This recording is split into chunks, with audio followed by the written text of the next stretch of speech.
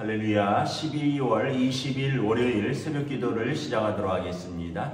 사도신경으로 우리의 신앙을 고백하시겠습니다.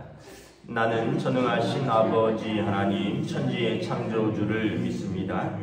나는 그의 유일하신 아들 우리 주 예수 그리스도를 믿습니다.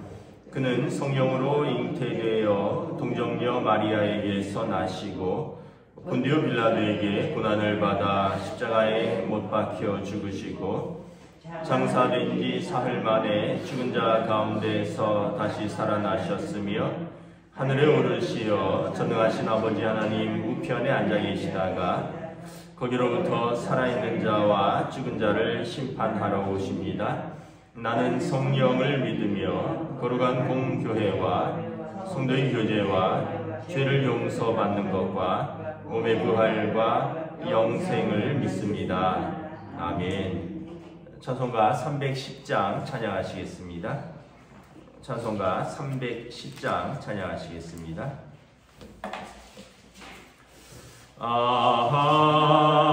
하나님의 은혜로 있을 때 없는 자 왜 구속하여 주는지 난 알 수 없도다.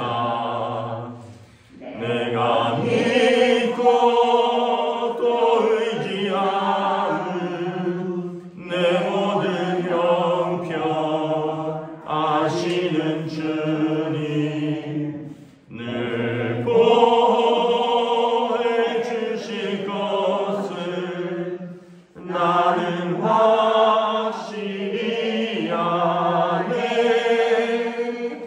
왜 내게 굳센 믿음과 또 복음 주셔서 내 마음이 항상 편한지 난 알 수 없도다.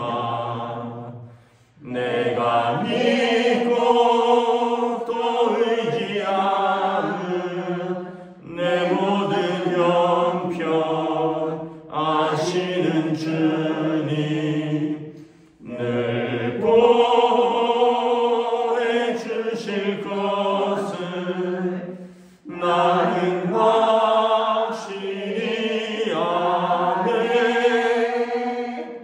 왜 내게 성령 주셔서 내 마음 감동해 주 예수 믿게 하는지 난 알 수 없도다. 내가 믿고 또 의지하는 내 모든 형편 아시는 주님 늘 보호해 주실 것을 나는 확실히 아네. 주 언제 강림하실지 혹 밤에 혹 낮에 또 주님 만날 그것도 난 알 수 없도다.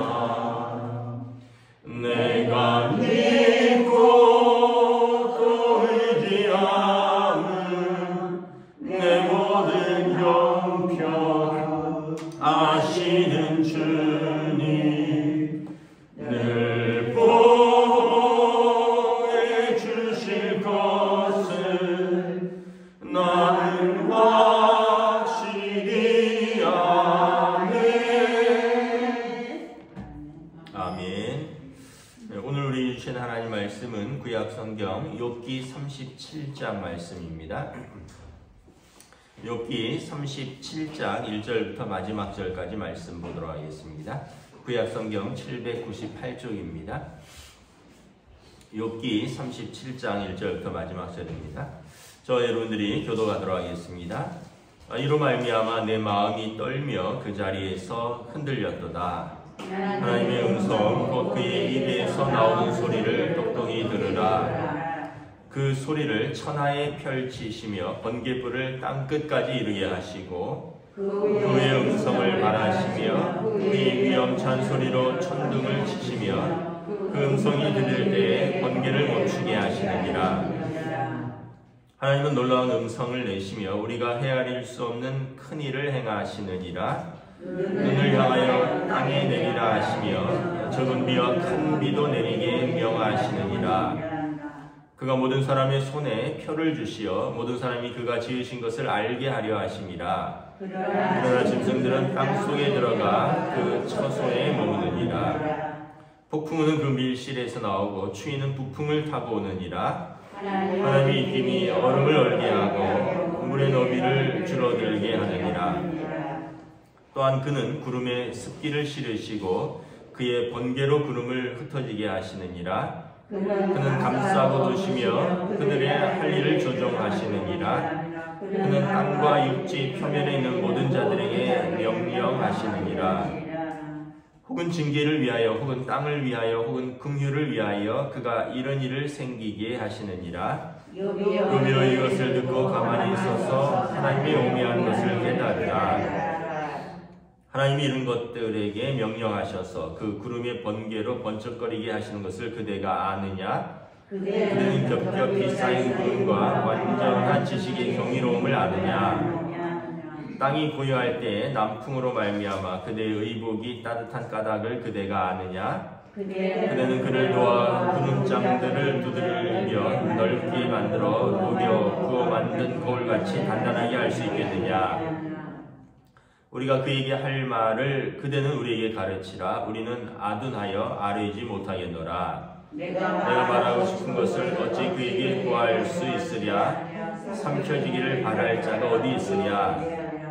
그런즉 바람이 불어 하늘이 말끔하게 되었을 때에 그 밝은 빛을 아무도 볼 수 없느니라. 북쪽에는 황금 같은 빛이 나오고 하나님께는 두려운 위험이 있느니라. 전능자를 우리가 찾을 수 없나니 그는 권능이 지극히 크사 정의나 무한한 공의를 굽히지 아니하심이니라. 그러므로 사람들은 그를 경외하고 그는 스스로 지혜롭다 하는 모든 자를 무시하시느니라. 아멘. 할렐루야. 오늘 또 새날이 시작되었습니다. 새로운 한 주가 시작됩니다. 주님 주시는 은혜와 평강이 가득한 복된 시간들 되시기를 주님의 이름으로 축복합니다. 우리 다시 욥기를 이제 마무리하고 있습니다. 엘리후가 이야기를 하는데 엘리후가 오늘은 자연 계시를 들어서 하나님이 얼마나 우리가 도달할 수 없는 높고 위험에 가득 찬 분인가, 그 하나님을 경외하라라고 말씀을 합니다. 자연 계시라는 것은 뭐냐면 우리가 자연을 관찰함을 통하여 하나님이 살아계심을 깨닫고 증거하는 것입니다. 오늘 말씀에 보면 하나님의 음성 곧 그 입에서 나오는 소리를 들으라. 그래서 그 소리를 천하에 펼치시며 번갯불을 땅끝까지 이르게 하시고 그 후에 음성을 말하시면 천둥을 치시며 그 음성이 들릴 때 번개를 멈추게 하시느니라. 이 고대인들은 이제 천둥과 이런 그 뭐라 그러죠? 벼락이라 그러죠. 천둥 번개를 그 하나님의 음성이라고, 신의 이제 음성이라고 생각했습니다. 또는 신의 노여움의 한 표시라고 생각했습니다. 왜냐하면 하늘에서 불이 번쩍번쩍거리고 우르릉 쾅쾅 소리가 나는 것을 고대인들은 이 과학적으로 설명할 수 없었기 때문에 이것은 신의 음성이고 또는 신의 노여움이다, 이렇게 이해를 했습니다. 그래서 엘리후도 하나님의 놀라운 음성이다, 우리가 이 음성을 잘 들어야 된다라고 말을 하는 거죠. 또 6절에 보면 눈을 명하여 땅에 내리라 하시고 적은 비와 큰 비도 내리게 명하시느니라. 이 고대인들은 그 고대 이집트나 메소포타미아의 어떤 문서들에 보면 또 그림들이 그려져 있는데 큰 청동 같은 것을 넓게 펴서 하늘을 만들고 거기에 신이 이제 그 별과 해와 달 이런 것들을 이렇게 매달아 놓았다. 그러니까 고대 이제 그 마르둑 신화라 그러는데 마르둑이라는 신이 이제 그 청동 같은 것들을 넓게 펴서 하늘을 만들고 그 하늘 위에 이렇게 해와 달과 별들을 매달아 놨다라고 생각을 했습니다. 그리고 그 청동의 각 방들이 있는데 눈이 있는 방, 비가 있는 방, 그래서 그 신이 그 방의 문을 열면 하늘에서 눈이 쏟아지고 비가 있는 방의 문을 열면 비가 쏟아지고 그 방의 문을 닫으면 눈이 멈추고 그 방에 있는 문을 닫으면 비가 멈춘다. 왜냐하면 그 고대 인간들은 그 과학적인 어떤 지식이나 사고가 어렵기 때문에 그렇게 생각을 한 거죠. 여러분 우리가 만약에 과학적 지식이 없으면 하늘에서 비가 오는 것을 어떻게 설명할 수 있을까요? 또 하늘에서 눈이 오는 것을 어떻게 설명할 수 있을까요? 그래서 고대인들은 이건 신이 눈이 오는 방문을 열었다, 비가 오는 문을 열었다 이렇게 생각을 한 것이죠. 그래서 그들은 이제 어떤 면에서 보면 기우제를 지내는 게 비가 오는 그 문을 열어달라는 것이거든요.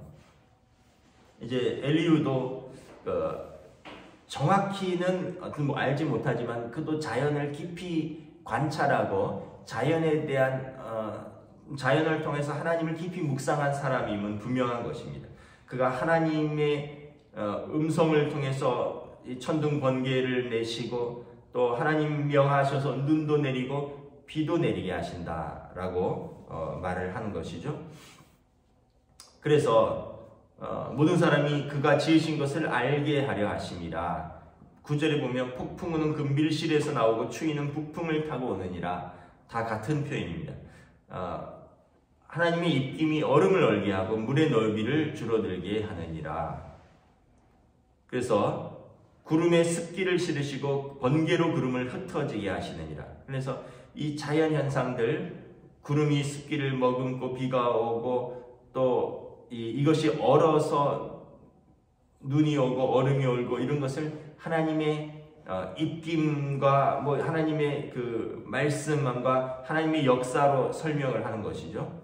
그래서 이렇게 하나님께서 이 기후로서 하나님이 창조자이심을 증명하시고 모든 피조물들이 하나님이 살아계시다는 것을 깨닫는다는 것입니다.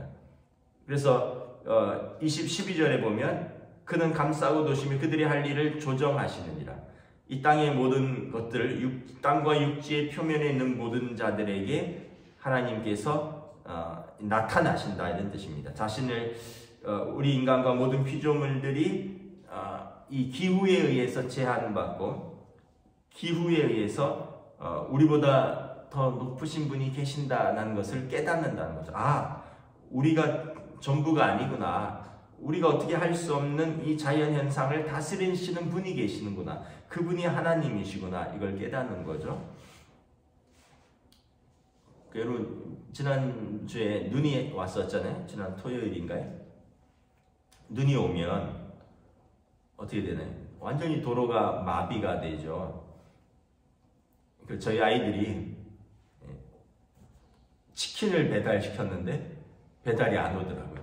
그래서 왜 그러냐 했더니 이 눈이 오니까 이 사람들이 음식을 막 배달을 시키는데 오토바이들이 눈길에 나가지 못하니까 넘어지고 또 오토바이가 눈길이 제일 취약하잖아요. 바퀴가 2개니까. 그러니까 이 배달하는 분들이 꼼짝을 못하는 거예요. 주문을 밀려 있고 그 치킨을 시켰는데 배달을 못 간다는 거예요. 그러면서 찾으러 오시려면 찾으러 오시든가. 그러니까 고민이 되는 거죠. 이거 2만 원을 포기해야 되나 아니면은 그때 주문한 곳이 이태원이라 그러던데 이태원까지 찾으러 가야 되나. 그래갖고 이제 제가 아이들이 뭐 치킨을 시켰는데 배달이 안 올 줄은 몰랐다고 하니까 2만 원을 포기할 수는 없으니까 차를 가지고 엉금엉금 그 눈발에 치킨을 또 찾으러 갔었어요. 보니까 진짜 길이 그래도 서울은 대로변을 쫙 치웠어요. 그래서 골목길만 그렇지 대로만 나가면 이미 제설 다 하고 염화칼슘 분사 다 해서 도로는 괜찮은데 이게 경기도만 가도요 이렇게 제설이 되지 않습니다. 뭐 또 이 서울의 외곽만 가도 우리가 중구에 있고 강남구나 이런 좀 도심에 있는 곳들은 그래도 중앙에 있고 예산이 풍부한 곳들은 바로바로 제설이 되는데 제가 언젠가 그 상계동 쪽에 신방을 갔는데 이 제설이 잘 안 돼 있더라고요. 그러니까 이게 구의 예산에 따라서 또 수도권이냐 또 수도권 밖이냐에 따라서 이 눈이 오고 이러면 이 제설 작업이 잘 안 되는 거죠. 그러니까 여러분 우리가 눈 한 번 와도 우리 일상에 제한을 받는다는 거예요. 출근이 어렵고 퇴근이 어렵고 뭐 이렇게 영업이 잘 안 되고 그래서 우리가 그런 걸 보면서 우리는 되게 연약한 사람들이구나. 우리가 다 할 수 있는 것 같고 우리가 그렇게 똑똑한 것 같고 그렇게 능력이 있는 것 같지만 비가 한번 제대로 와도 뭘 제대로 움직일 수 없고 눈이 한번 제대로 와도 뭘 할 수 없고 그러면서 우리가 깨달은 것은 우리는 굉장히 연약한 피조물 중에 하나이구나. 이 천지를 다스리시는 하나님이 계시는구나. 이것을 깨닫는 거죠. 이게 자연계시입니다. 엘리후가 그걸 이야기를 하는 거예요. 그러면서 하나님께서 이러한 것들을 통해서 13절에 보면 징계도 하시고 긍휼도 베푸신다는 것입니다. 엘리야 시대에 여러분 3년 6개월 동안 땅에 비가 오지 아니하고 우상을 섬김을 인하여 또 엘리야가 간절히 기도한즉 하늘이 비를 내었다. 그래서 하나님께서 이러한 징계를 통하여 땅과 피조물들을 다스리기도 하시고 긍휼을 베푸셔서 땅과 피조물들에게 은혜를 베푸시기도 한다라는 것입니다. 14절부터 보면 엘리후가 욥에게 묻습니다. 이런 것들을 이 오묘한 진리를 깨달으라. 15절에 보면 너는 하나님이 이렇게 명하셔서 구름이 번쩍번쩍 하는 걸 그대가 아느냐. 16절에 겹겹이 쌓인 구름과 그 완전한 지식의 경이로움을 아느냐. 그 하늘에 구름들이 막 떠 있잖아요. 그 요즘은 하늘 잘 안 쳐다보는데 어렸을 때 보면 진짜 뭉게구름 또 무슨 구름들 구름이 막 바람에 밀려가는 그런 것들을 보면서 구름도 되게 빠르구나 막 이런 걸 느꼈잖아요. 그리고 구름이 이렇게 해를 가리기도 하고 또 구름이 막 바람에 밀려가기도 하는 이런 것들을 보면서 그 경이로움을 너는 아느냐라는 거죠. 땅이 고요할 때 남풍으로 말미암아 그대의 의복이 따뜻한 까닭을 아느냐. 계절적으로 이제 여름이 오면 땅이 고요하고 남풍이 불고 따뜻한 바람이 불면 우리가 덥구나 하고 의복을 벗죠. 또 그대는 그를 도와 구름장들을 두들겨 넓게 만들어 녹여 부은 거울을 같이 단단할 수 있겠느냐. 그러면서 계속해서 묻는 거죠. 아느냐 그대가 아느냐. 그 얘기는 뭐예요? 그것은 우리가 알 수 없다라는 표현입니다. 우리가 다 대답할 수 없다라는 그러한 표현입니다. 그러니까 하나님의 능력을 우리가 다 알 수 없고 하나님의 위엄을 우리가 감히 짐작할 수 없다라는 것입니다. 그래서 엘리후의 말은 뭐냐 하면 그러한 하나님을 경외해야 한다라는 것입니다. 그러면서 19절에 우리가 그에게 할 말을 그대는 우리에게 가르치라. 우리는 아둔하여 아뢰지 못하겠느라. 그 하나님의 놀라운 그 지식과 경륜을 우리가 다 알지 못하는데 우리가 그분에게 어떤 말을 할 수 있겠느냐. 그러면서 욥이 너는 하나님한테 자꾸 말하니까 우리는 아둔하여서 감히 할 말을 알지 못하는데 하나님께 할 말을 좀 우리에게 가르쳐달라. 이런 것이죠. 21절 22절에도 보면 바람이 불어 하늘이 말끔하게 되었을 때 그 밝은 빛을 아무도 볼 수 없느니라. 여러분 구름이 이제 바람이 불어서 구름을 물러가게 하고 태양이 밝게 비치면 누구도 태양빛을 눈으로 볼 수 없죠. 뭐 지금처럼 공해가 낀 것도 아니고 고대 세계에 얼마나 공해도 없고 태양이 아주 밝겠습니까? 지금도 태양을 바라보면 눈이 상하잖아요. 그 밝은 빛을 아무도 볼 수 없느니라. 황금 같은 빛들이 나오고 하나님께는 두려운 위험이 있느니라. 그래서 우리가 감히 전능자를 우리가 찾을 수 없다라는 것입니다. 그의 지극한 크신 권능과 정의와 무한한 공의를 하나님은 갖고 계시고, 그래서 사람들은 그를 경외하고 스스로 지혜롭다는 모든 자들은 그 하나님 앞에서 우리 피조물들은 무식하고 또 연약한 존재일 뿐이다 라고 말을 하는 것입니다. 엘리후는 굉장한 지식을 가진 사람입니다. 이렇게 자연을 잘 관찰하고 또 자연을 잘 설명하고 그리고 이것을 신학적으로 잘 연결해서 하나님의 창조주 되심과 또 하나님의 그 위엄을 잘 설명하고 있는 것이죠. 근데 우리가 이제 여기서 한 가지 좀 깨달아야 되는 것은 뭐냐면 많은 지식으로 끝나서는 안 된다는 거예요. 지식이 사랑으로 연결되어야 된다는 거죠. 많은 지식으로 비판해버리면 그러면 사랑 없는 대화는 아무런 감동이 없다는 거죠. 사람을 변화시키는 것은 많은 지식으로 비판해서 사람을 변화시키는 게 아니라 사랑으로 그에게 대하는 것입니다. 그 비판을 하더라도 사랑으로 하는 것이죠. 여러분 느끼죠? 나를 지적질하려고 하는 비판이다. 자기 똑똑한 척 하려고 하는 비판이다. 이거와 나를 정말 아끼고 나를 사랑해서 진정으로 하는 조언이고 비판이다. 부모들이 하는 비판은 사랑으로 하는 조언들이죠.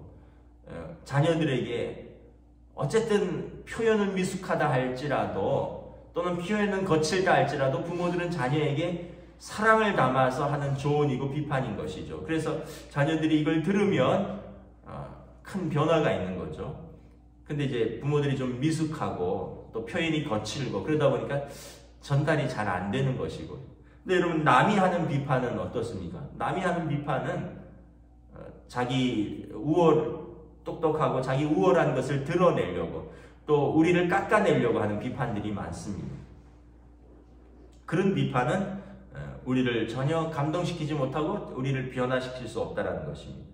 그래서 하나님을 아는 지식이 중요하지만 하나님의 마음으로 품는 데까지, 하나님을 아는 지식에서 하나님을 경험하는 데까지 나아가야 하는 것이죠. 또 한편 그 하나님의 위엄에 대해서 하나님의 경외함에 있어서 두 가지 경외함이 있습니다. 두려움으로 하나님을 경외하는 것이 있고 하나님을 사랑하는 경외함이 있습니다. 예를 들어서 여러분 어떤 사람이 이제 뭐 옛날에 왕들 같은 경우는 두려움이겠죠. 그래서 왕들이 이제 행차하면 막 백성들은 땅에 머리를 조아리잖아요. 그러다가 혹시나 뭐 잘못 눈을 마주치거나 아니면 그 길에 방해가 되면 막 끌려가고 막 그러잖아요. 그런 이 두려움은 뭐냐 하면, 이 위험은 뭐냐 하면 두려움에 대한 위험입니다. 하나님을 이렇게 그 하나님의 위험을 두려움으로 경외한다면 우리는 신앙생활을 이렇게 아들이 아니라 노예처럼 종처럼 하는 거죠. 왜냐하면 잘못하면 하나님한테 혼날까봐, 잘못하면 지옥 갈까봐 그 두려움 때문에 하나님을 경외하는 것입니다. 그런데 또 다른 경외가 있는데 이것은 사랑으로 하는 경외입니다. 사랑으로 하는 경외는 뭐냐 하면 똑같이 경외하는데 두려움이 아니라 존경하기, 마음을 다해서 사랑하기 때문에 그 존중에서 나오는 경외인 것입니다. 이것은 여러분 종이 주인을 섬기는 것이 아니라 아들이 아버지를 섬기는 것입니다. 우리 하나님의 자녀로서 하나님을 섬기는 것입니다. 지금 이 엘리후의 그 말을 잘 들어보면 하나님을 잘 이해하고 있고 하나님을 잘 알고 있는데 그 하나님에 대한 두려움이 가득합니다. 하나님이 이것으로 징계도 하시고 그래서 우리 인간은 하나님 앞에 감히 다가갈 수 없는 하나님의 위엄을 우리는 경외할 수밖에 없다. 맞는 말인데 여기에는 두려움이 가득한 경외라는 거죠. 친밀함이나 하나님에 대한 사랑은 이해가 좀 부족한 것 같아요. 근데 여러분, 하나님은 어떤 하나님이십니까? 사랑의 하나님이시죠. 하나님이 세상을 이처럼 사랑하사 독생자를 주셨습니다. 말씀이 육신이 되어서 우리 가운데 내려오셨습니다. 하나님의 아들이 근본 하나님과 동등한 본체시나 하나님과 동등됨을 취할 것으로 여기지 아니하시고 종의 형체를 가지시고 사람의 모양을 입고 땅에 오셨습니다. 이것이 성탄입니다. 예수님이 하늘에 그대로 계셔도 되는데 그래서 심판하셔도 되고 그럼에도 불구하고 세상을 심판하려 하심이 아니라 땅에 우리의 모습으로 종의 모습으로 오셔서 하나님의 뜻을 죽기까지 복종하셨고 십자가를 지심으로 하나님의 사랑을 우리에게 나타나셨습니다. 로마서 5장 8절에 우리가 아직 죄인 되었을 때 그리스도께서 우리를 위하여 죽으심으로 하나님께서 우리에 대한 자기의 사랑을 확증하셨습니다. 그래서 공의의 하나님, 두려운 하나님, 여기에서 끝나는 게 아니라 그 하나님을 긍휼의 하나님, 은혜의 하나님, 사랑의 하나님, 우리는 더 이상 종이 아니다. 로마서 8장에 보면 너희는 종이 아니라 하나님의 아들, 딸이라. 무서워하는 하나님을 섬기는 게 아니라 사랑하고 존경해서 하나님을 경외하는 것입니다. 말씀을 마치겠습니다. 여러분, 하나님을 두려워도 해야겠지만 하나님을 사랑하시는 것이 자녀의 올바른 생활인 줄 믿습니다. 여러분, 부모 두려워하면 집을 나가는 거죠. 부모를 사랑하면 부모를 진짜 마음으로부터 섬기는 것입니다. 우리가 하나님을 두려워하면 하나님에 대한 온전한 예배를 할 수가 없습니다. 하나님에 대한 사랑으로 예배하는 것입니다. 기도하겠습니다. 하나님 은혜를 감사합니다. 오늘 주신 말씀에서 우리가 다시 한번 우리는 피조물이요 하나님은 온 땅을 지으신 창조주이심을 깨닫습니다. 하늘이 비가 오고 또 눈을 내리며 천둥과 번개를 치며 바람이 불어서 구름을 물러가게 하시고 태양이 빛을 발하시며 이 모든 것들을 우리는 참 하나님의 놀라운 섭리여 통치인 것을 믿습니다. 이 자연을 통하여 하나님이 살아계심을 깨닫고 우리는 연약하고 무능한 피조물임을 인정합니다. 그럼에도 불구하고 하나님께서 이 모든 피조물보다 인간을 사랑하셨고 하나님의 형상대로 지으신 피조물인 사람을 구원하시기 위하여 하나님께서 이 땅에 육신으로 오셔서 우리를 위하여 십자가를 지시고 하나님의 사랑을 보여주셨습니다. 우리가 두려운 하나님이 아니라 은혜의 하나님, 사랑의 하나님으로 우리가 하나님을 예배하고 또 성탄에 이 땅에 오신 예수님을 축하하고 영광 돌릴 수 있는 우리의 믿음으로 또 우리의 신앙생활로 인도하여 주시옵소서. 오늘도 하나님의 아들, 딸로서 담대하게 은혜의 하나님 앞에서 살아가는 저희들로 인도하여 주시옵소서. 감사를 드리오며 우리 주 예수 그리스도의 이름으로 기도드리옵나이다. 아멘. 하늘에 계신 우리 아버지 이름을 거룩하게 하시며 아버지의 나라가 오게 하시며 아버지의 뜻이 하늘에서와 같이 땅에서도 이루어지게 하소서. 오늘 우리에게 일용할 양식을 주시고 우리가 우리에게 잘못한 사람을 용서하여 준 것 같이 우리 죄를 용서하여 주시고 우리를 시험에 빠지지 않게 하시고 악에서 구하소서. 나라와 권능과 영광이 영원히 아버지의 것입니다. 아멘.